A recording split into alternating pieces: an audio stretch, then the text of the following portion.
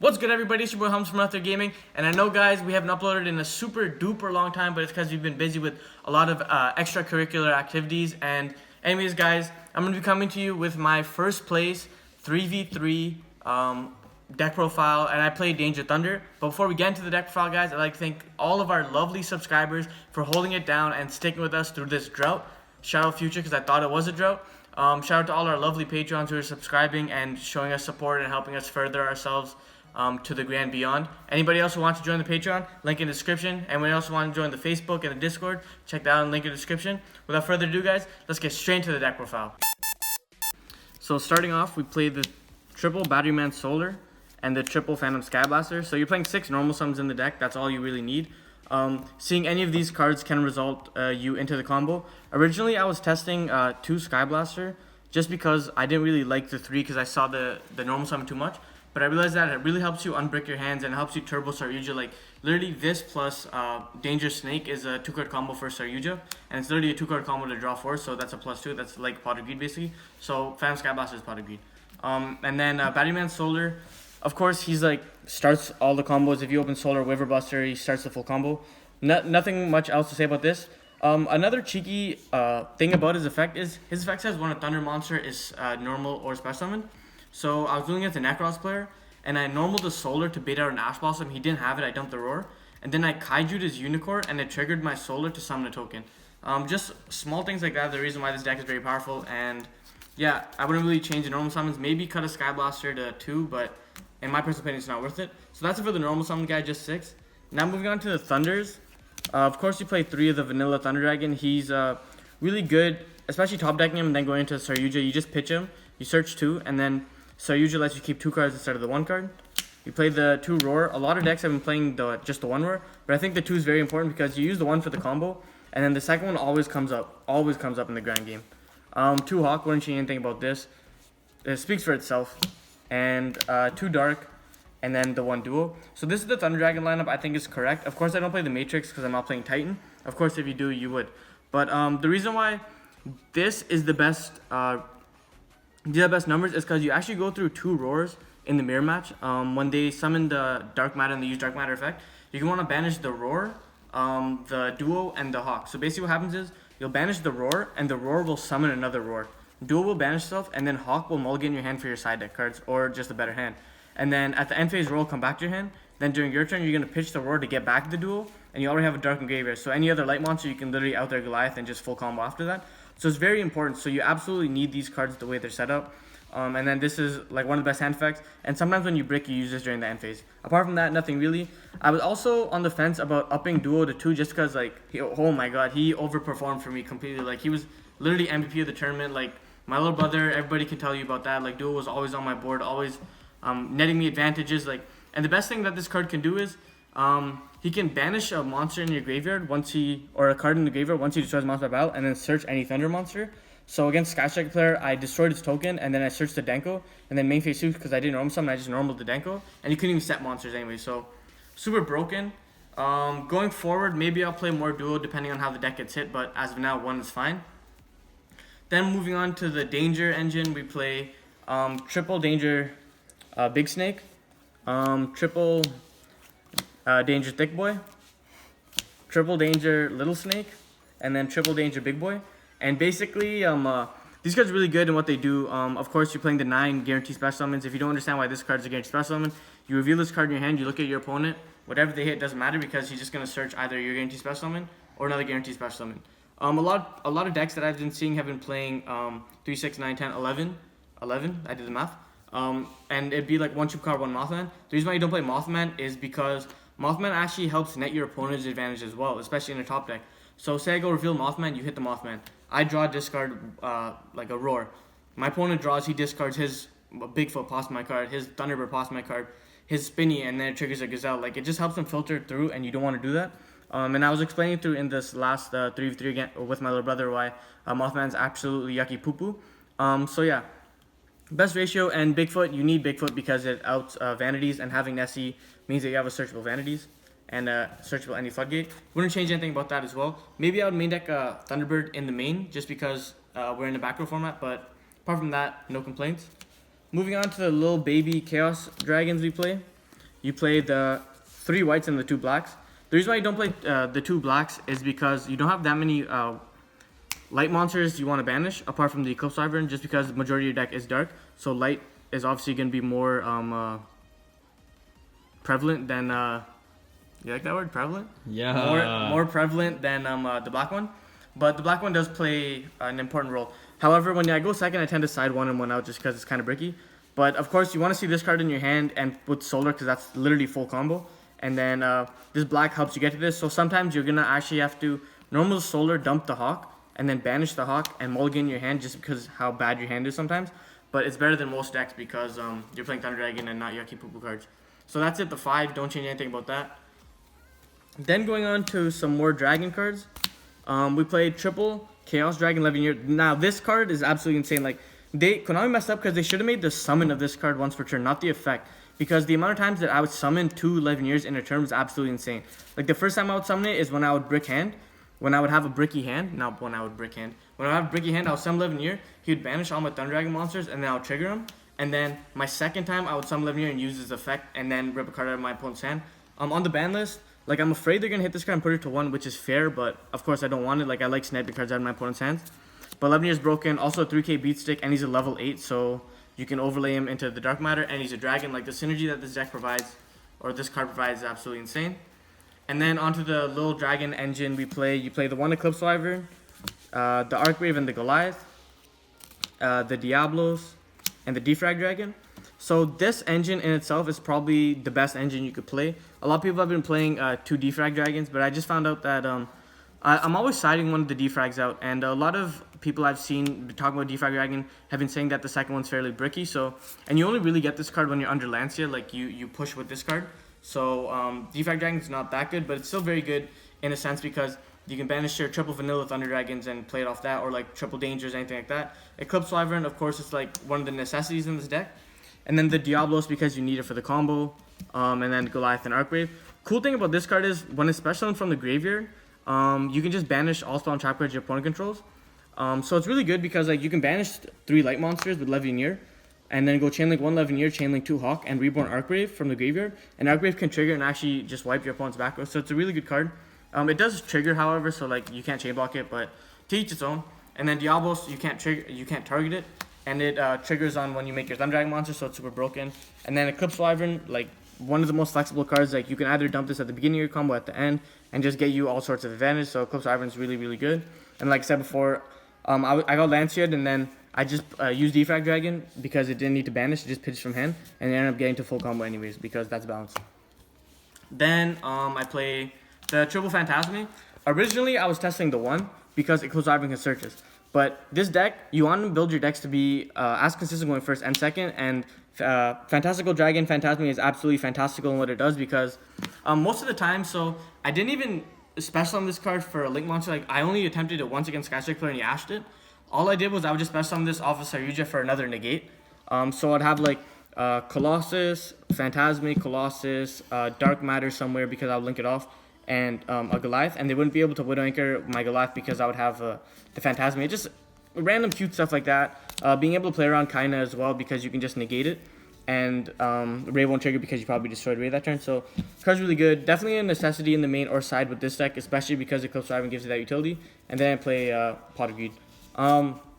Not much to say about this card. If every deck could play this card, every deck would, but every deck can't, so they're bad. Second Light's best card in the deck, by far. Like you don't need to play anything else.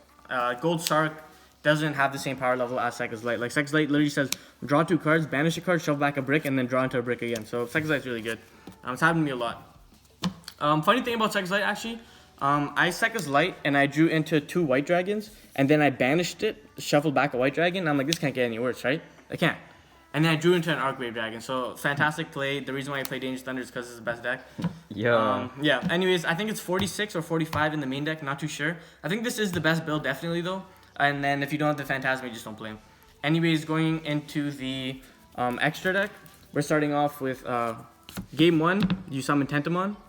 Game 2, you summon Kabuterimon. And then Game 3, you summon Hercules Kabuterimon. Boom! And you don't lose. Yeah! It gives you too much power. That was unnecessary. And it gives you too much power. And then, of course, guys, starting off, we played the one Yusei Fudo. Shout out Yusei. Watching 5Ds right now, best anime. If you have any more of the drivey guys, make sure you hit me up. And then the one token, shout out George Anime for making the token for me. You already know who it is. You already know the dealio. You see the chips. You see the pajamas. You see the blanket. You see the gang signs. Like I don't play around. I'm not gang affiliated though, so don't come at me. RP Nipsey. Anyways, guys, going into the extra deck, we play, of course, triple Thunder Dragon Colossus. These will be alties. Once you get it, put the camera on me. If you guys have alties, please hit me up. I will pay full retail on these cards because secrets are beautiful, but alties are beautiful diamonds, and I love them. Like diamonds in the sky, baby. These are the best cards ever. You just, like, against most decks, you just summon 3 Colossus like this, and you put your hands, and you look at your opponent and you say, D something. So they can't really play through it. That's so ignorant. Yeah, it's ignorant, but sometimes it gets the job done. Like, especially when you get, like, double or triple hand trap, just sitting on 2 Colossus is sometimes enough. And if they're playing diamonds, you put these cards in attack position, so Conductor can't really ram it. And, yeah. Triple Colossus, no Titan. If the deck changes, I'll let you guys know. Then for the Link ones, we played the one Alti Link Spider and the one Guardragon LP. Basically, Link Spider, you need it in all sorts of combos with Sky Blaster and with the standard Solar Waiver Buster, because you can actually turn this into, what was it? The Batman Solar token into this card, yep. And then you need this because if you don't have it, you can't go into Saryuji with Sky Blaster. And then, of course, the Guardragon LP because he summons from deck or hand. This card's German, but you guys can look it up on LIGO prices or anything.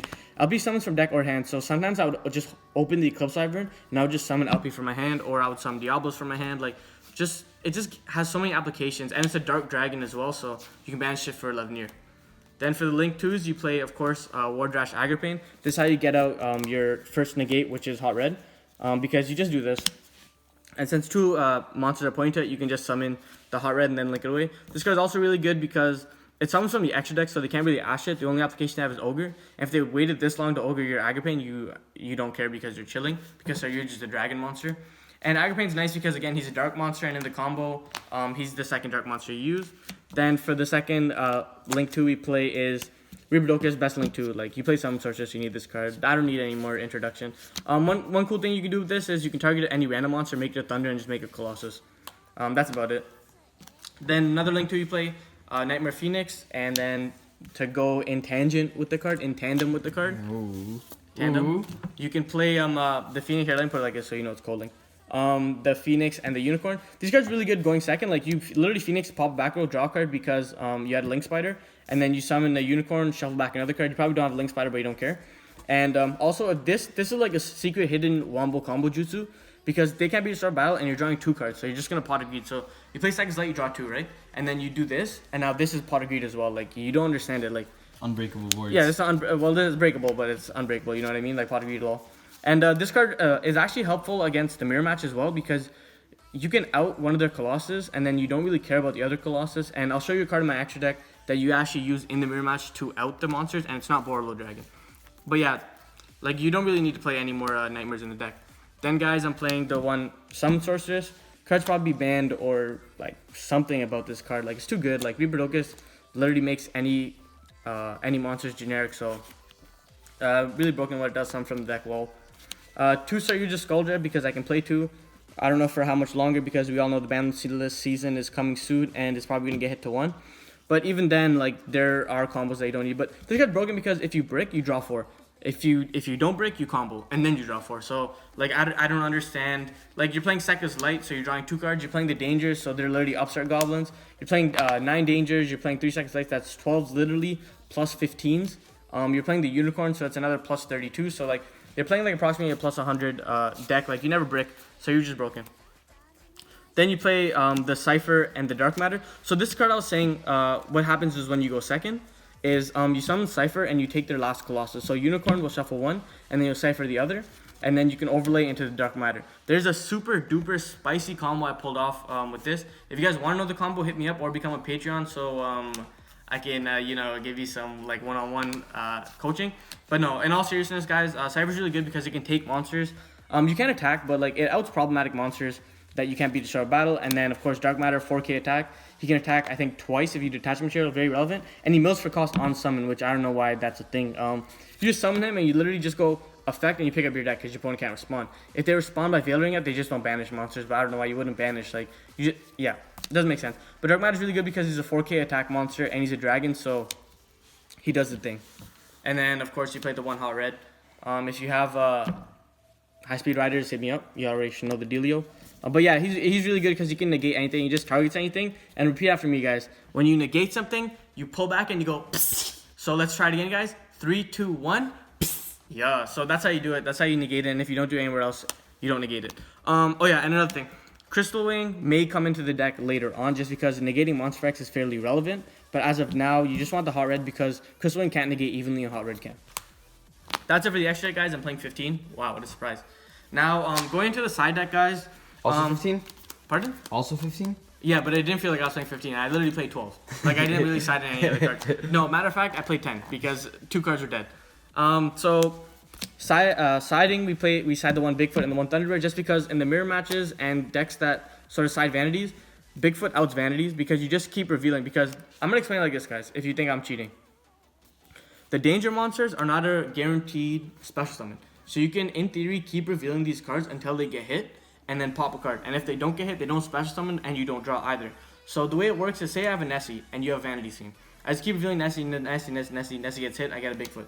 I keep revealing Bigfoot until Bigfoot like literally gets hit. Like it could be the last card in my hand. You still need out that Vanities because you lose to it. Border's another question, but whatever. And then yeah, there are a lot of go first cards you can side out. Like I said, these cards almost always came in going first or second because they're consistency cards as well. Maybe I'll move them into the main deck later on, but yeah. And the other thing is being dark level 8s, they have application like Jackalope can summon them. And I messed up in my final round, game 2. I could have OTK'd, but I forgot that I actually sided the Thunderbird in. So I'm a big dumb. But yeah, that's them. And then going on to the best side deck card of the format, Dino Pankratops. He literally just destroys every board, like literally breaker of the worlds. I used to call Purple Poison and Black Fang destroyer of worlds. This is the destroyer of universes. Like you just special on Pankratops, you look at your opponent, and they go, okay, that's fine. And you go Battle Phase, attack. They use Mirror Force, you chain Pankratops, and you pop their card, and now their Mirror Force is gone because like, you know what I mean? Like, what are you doing? Like, yep, because I love Mirror Forcing Pankratops. yeah, why would you Mirror Force Pankratops? Exactly. and against Pendulum Magicians, he like slaughters the board because you special him, you attack Jack King, then you pop Vortex, and Vortex uses negate, and that's it.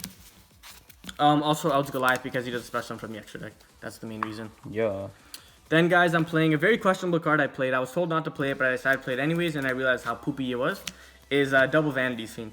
So in theory, this card is good if you go first because you side out your normal summon, which is Sky Blaster, and you side this card in.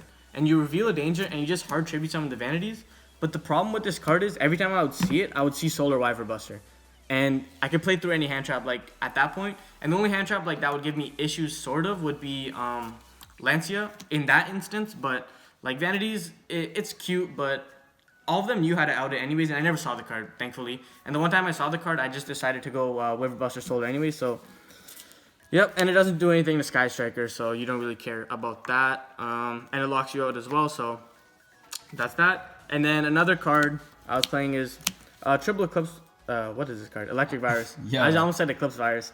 Electric Virus is really good in theory because you can just Electric Virus their board and then just kill them.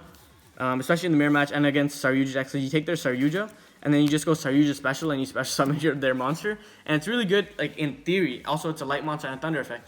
The only problem was that, like, I never saw this card.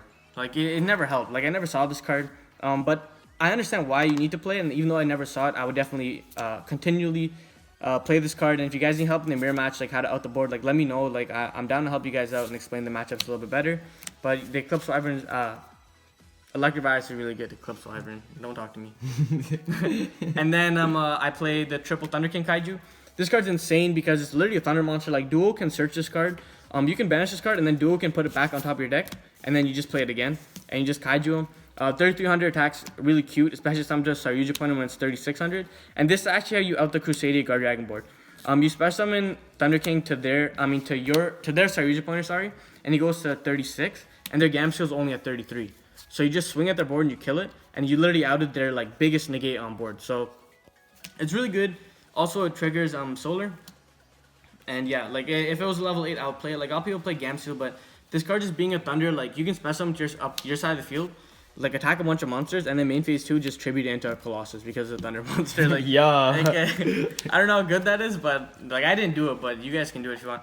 And then literally the MVP of my side deck, the card I saw all the time that overperformed that I should have played 3 of, was Danko Seka. Like This card's insane. The reason why you play 1 is because Fusion can search it, right? And the reason why people would play 1 is because you can search it with Duo. But this card is the absolutely nuts, like, cool guy stuff, man. Like, this card's so good. Like, Cool guy stuff? cool guy stuff. Like, let me explain it to you guys like this. Just bust that out that Game option. 1, if you're going to win game 1 because, like, if you lose the die roll, you win. And if you win the die roll, you win. You get it? Because you're playing a good deck. And then the reason why Danko is really good is because you can just normal Danko and literally shut off all their back row. Like, it's better than Kaijuing a striker player because some striker players play lost win and some strikes. And the reason why this card's good is, like, you just normal summon it, and then all 5 of their back row, like their Widow Anchors, their Shark Cannons, all dead.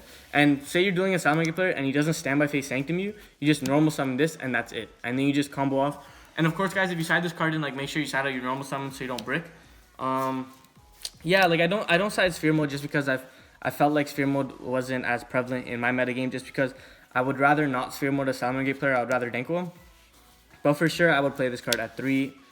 Maybe cut a Vanities. Maybe cut both Vanities for, like, a third Danko and, like... A second Bigfoot or something? Yeah, a second... no, okay, because then I'd be playing 3 Bigfoot. That's horse. I would play a second Thunder. Before I close up the video, guys, I'm just going to go quickly through my matchups. Round 1, I played a True Jacob player. I won. It was a tough matchup. But Dark Matter has 4k attack and he can attack twice, so you don't really care about that. After that, what I did was... What did I duel against round 2? Oh, round 2, I dueled against Subterror, and that's where Danko Seka came into effect, where I just literally went special Pankratops, normal Danko, and he couldn't do anything because his 3 back row were off, and Pankratops was applying so much pressure on the board where he couldn't Fiendish negate anything. Round 3, I played against, like, a Lunalight Aztot deck. Game 1, he comboed off, won. Game 2, I comboed off, I won.